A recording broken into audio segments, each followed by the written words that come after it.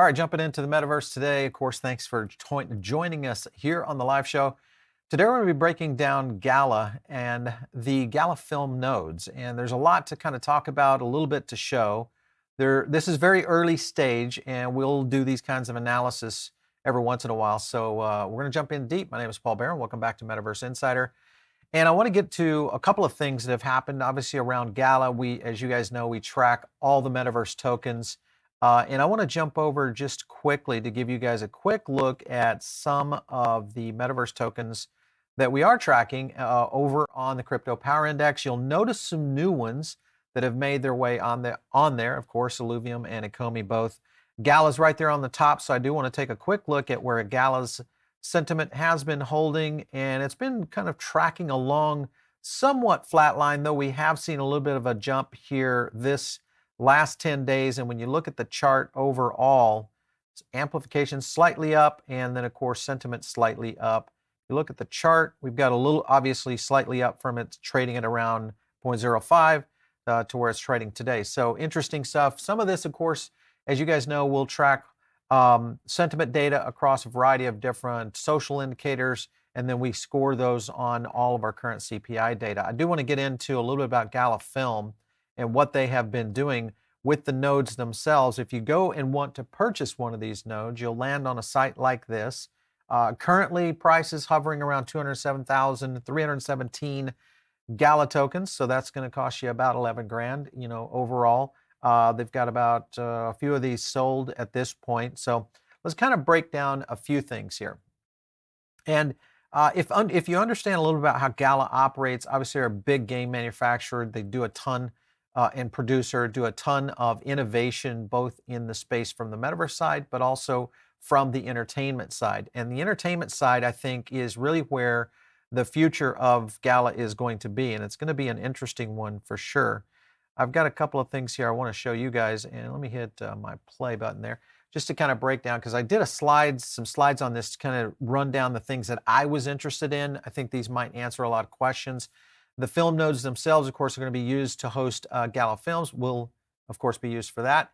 And then the other thing is, everybody's kind of been asking this, where the Gala film is going to be hosted exactly. This will be streaming platform or desktop only is the question mark.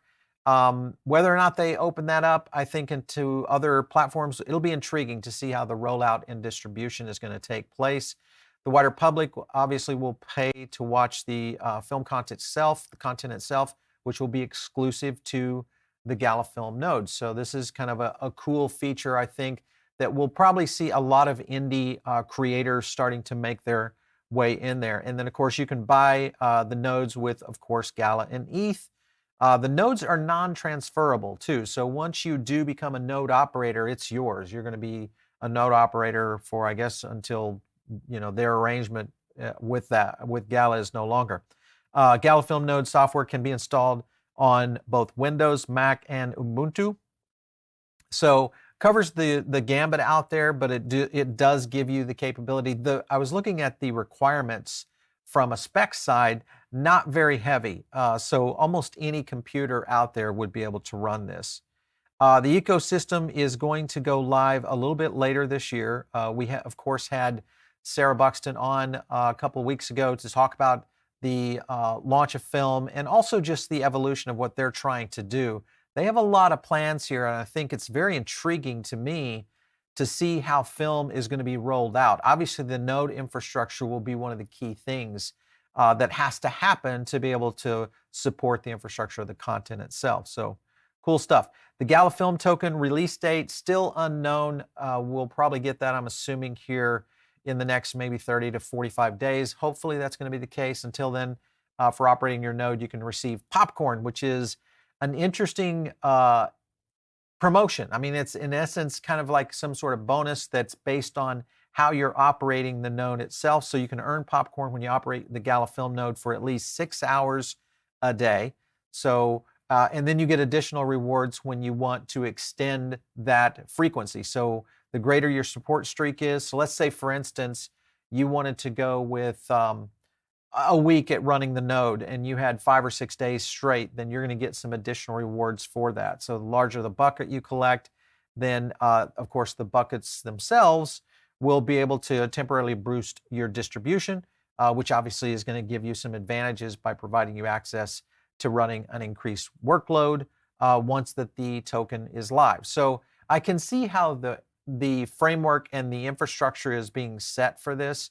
The cool thing that I think plays into this, and when you guys think about the model that Gala is doing, and they do this obviously with other projects, mini game projects, music projects, etc., is that I think there is a unique ecosystem that could be built through these node infrastructures to really create some very unique ways to either earn tokens, but even more importantly, of how this might actually be utilized to distribute content down the road, because I think this is going to be a factor here. Remember, there's only 300 right now that are available. My guess is there's going to have to be thousands of these things, because it is going to be an evolution, I think, in film, media, and entertainment that is going to require a lot of potential bandwidth to be able to handle distribution, especially as we get to critical mass and how consumers will start to really understand how this works on and within the metaverse. So it's going to be pretty cool. Watch and Earn is going to be the mechanism by which rewards are going to be given to the NFT holders. And NFT owners can get token rewards as a result of viewers watching the films that their NFT is linked to. So that's going to get really creative. Sarah talked a little bit about that in our last interview, and I was intrigued with it because it does create a whole new model in which I think NFTs truly get into that utilitarian use case. And let me kind of explain this for a second, because this is a problem I think that a lot of people, they kind of get lost in the NFT side because they think that it's just a high-priced JPEG. And for most projects, no projects that I'm pointing out, that's exactly what it is. It's a high-priced JPEG that I think 99% of those projects are going to go to zero. For sure, going to go to zero. The difference is that as we start to see integration of NFTs into content, now you got a different game. And you also have utility. It's already been proven that this is going to be a model that works because it's being used in gaming systems today. And within the gaming systems, whether you're, a 5-year-old running within some of the games that my kids play, one of the biggest things they ask about and want to do is acquire, in essence, an NFT, but it's essentially a digital asset.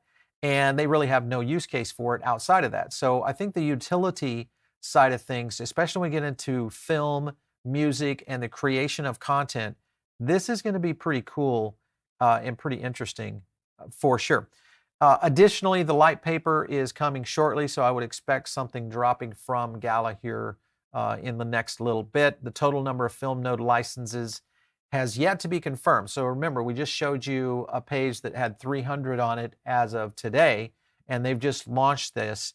I'll leave a link in the section or the description below, so if you guys want to check a node out, you can go over there. All is subject to change, though. This is kind of the disclaimer you need to be aware of if you are investing in anything, and I won't even call this really an investment because it's not really something they call an investment, but all is subject to change at Gala Film's discretion at any time.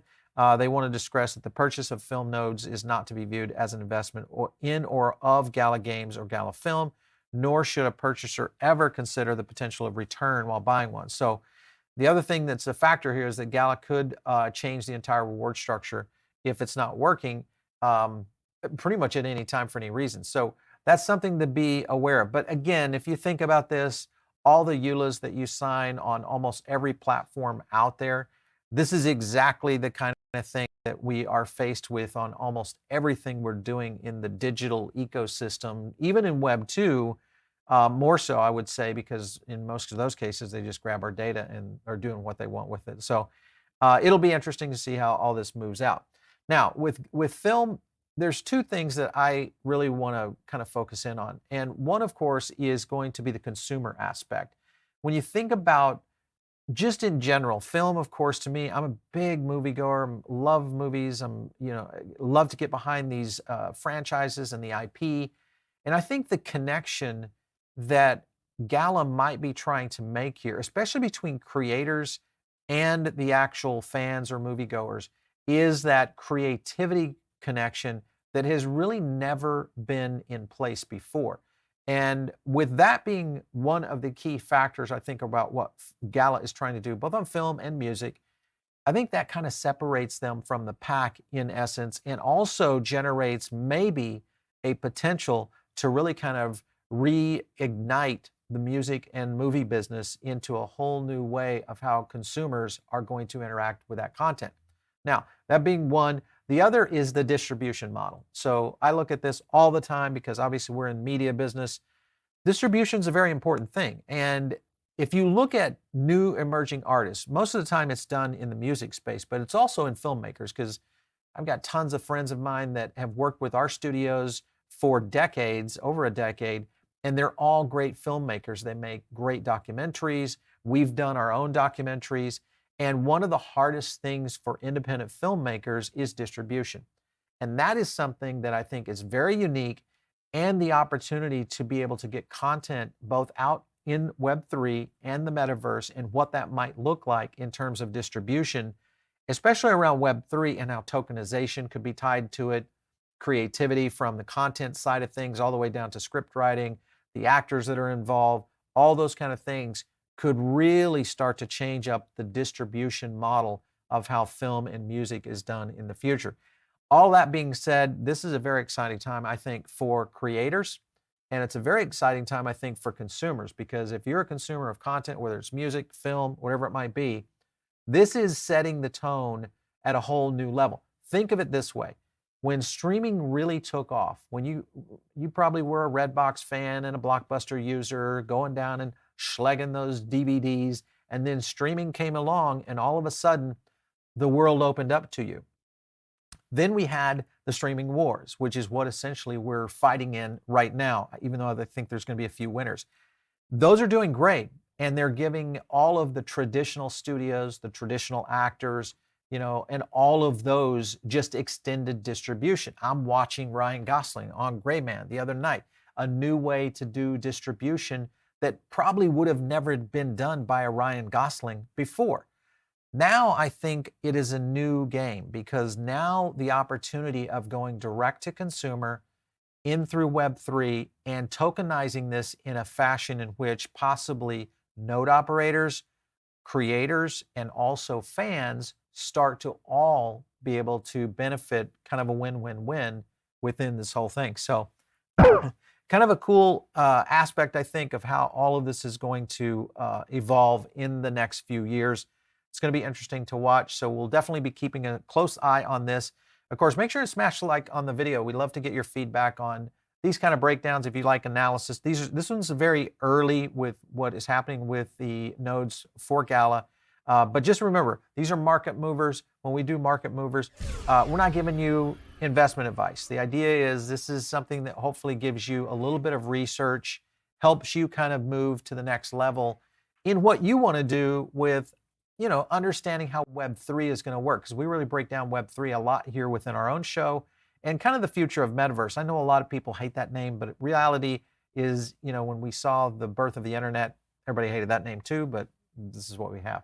I do want to jump to a poll real quick, because we do have some input here. And of course, this is interesting. Which Gala node would you be most interested in? The game nodes, music nodes, or film and TV nodes? So interesting. Gaming, I think, wins that because it's just a powerful industry right now, and it's also what everybody understands, because almost everybody plays games. They're engaged in it. But when have you ever been engaged in music or engaged in film? Never. So to me, this almost creates a gamification aspect, I think, around what they're trying to do. When I say they, meaning Gala. So it's going to be pretty cool. Interesting poll there. Let's get to some questions, because I know you guys have a few here. And I want to get to a couple. Let's go with Joe B. Anderson. I think Gala could definitely 100x. Just look what it did during the bull run. Very impressive moves, and it's a known name now. Listen, we've invested in Gala here in our own studio and our own, investment process that we do here. We analyze Gala constantly from a sentiment standpoint. I would say they're one of the top three and hold that top three position with a couple others you guys will know. And I think there's an opportunity here. It'll be interesting to see how this all plays out, I think, in the near future, because there still is a lot of runway left. The thing about, to your point, Joby, is the thing about that I look at metaverse is it feels as though it has detached away, because when we track, matter of fact, let me track it. When we track metaverse and we look at the variations on the overall, let me jump over to our overall sentiment. CPI home. All right, so I want to look at the dashboard here on overall, and because we'll break down overall sentiment on different things, and of course all coins kind of follow along. Metaverse will kind of stay with the overall, but what we have seen is it moves in different periods of time, and this is the number of projects that we track, not only in the CPI but also within the whole ecosystem. And we have combined a little bit both from gaming, metaverse rails, things like render, projects like that. And it'll be interesting to see if it truly detaches away from the traditional crypto markets. From Sven, when will 20 crypto? We're going to do that tomorrow. So we actually have the portfolio set up. And we've done one small insert on it, and we're looking for entry points. We'll announce all those entry points tomorrow. So make sure and watch our live stream. Also stick around, because we're doing a live stream literally back to back with this one on the BlackRock news with Coinbase and the impact this could have on Bitcoin. So stick around for that. David Lee, Gala and Mana or Sandbox? Your thoughts on these, please. So I like Sandbox, I like Gala. I'm not big on Mana, though I have purchased Mana and made money on Mana before, full disclosure. All right, wow, Ybarra, you got a music node. Good for you, man. These movie nodes are way more expensive. I don't know yet. I think right now it's early stage. So I guess the key there is knowing what level of earning capacity, shouldn't say earning, of rewards capacity you're going to be able to have with the node itself. Be interesting. Love to get your feedback on how the music node has been going for you, though. Grist for the Lee. Let's see here. I see NFTs and film being more like crowdfunding, offer different NFTs. Yeah, possibly cameos, things like that, for sure. I would say that's a good one. The other thing I feel like that this can do with the creative side is possibly bring more, and I know there's sometimes too many cooks in the kitchen, but it could bring a whole new innovation layer to the creativity side of things, even from an aspect outside the content, but maybe in the marketing of these films and projects, to the distribution, the model in which Watch to Earn will be deployed, because I think there's going to be a lot of creativity built around that as well. Crypto Flip, Gala's going to be the next Netflix. Could be, if we keep seeing them really move in these directions. The key thing that Gala has to do is they have to start creating really superior content. Now, they've got a lot of very interesting creators. In the early stage, this will be just like Netflix was, where many of those will be independent creators and creators maybe you've never heard of. And eventually we'll start to see that cycle in. At some point, you could see Gala, literally much like a Netflix, getting A-listers from Hollywood that could be integrating into some whole new layers of how content will be done. Thanks for the super chat there, Crypto Cyclops. Let's look here. Any thoughts on Metaculus? I don't know this one. I think we've covered, I don't know if we covered it, but we've done research on this one before. Massive ecosystem, impressive team. That's one thing we do look at, is not only the ecosystem. I will tell you guys, be very wary of projects and some of the community, because what we have found is in our own social data is there's just so many bots out there that are driving these tokens in terms of fans, pseudo fans, bots that are generating a lot of information around this. And I think in some cases, you just have to be super careful on what you're following on crypto Twitter. I love crypto Twitter and hate crypto Twitter for that very reason, because right now I think the last chance we saw was over 30% of the data we were hauling in on our own power index we had found to be bot driven, which we throw out and drill that down. And imagine that's of the stuff we catch. So sometimes stuff seeps through because it's getting more advanced and more advanced. We continue to have to modify how we do that for sure. All right, you guys, of course, if you're not joined into our Diamond Circle, we do a lot of things within the Diamond Circle. We drop a couple emails a week. You get, of course, a rundown. Occasionally we'll do AMAs in there, and occasionally I'll drop a video in there that we don't put here on the channel. So it's free. Join it, click the link below. And of course, that's the best place to kind of join a new community. And that's right here with PBN. If you're listening it over on the podcast, join us right here on the YouTube channel. This is the place you got to do it. And of course, on the live streams, click that bell because it's going to give you notifications and let you know when we're doing these live. And that way you can jump in, help us accelerate it, get the news out there on what's happening in the crypto and the metaverse space in a big way. If you guys want to catch me, it is out on Twitter at Paul Barron. We'll catch you next time right here on Metaverse Insider.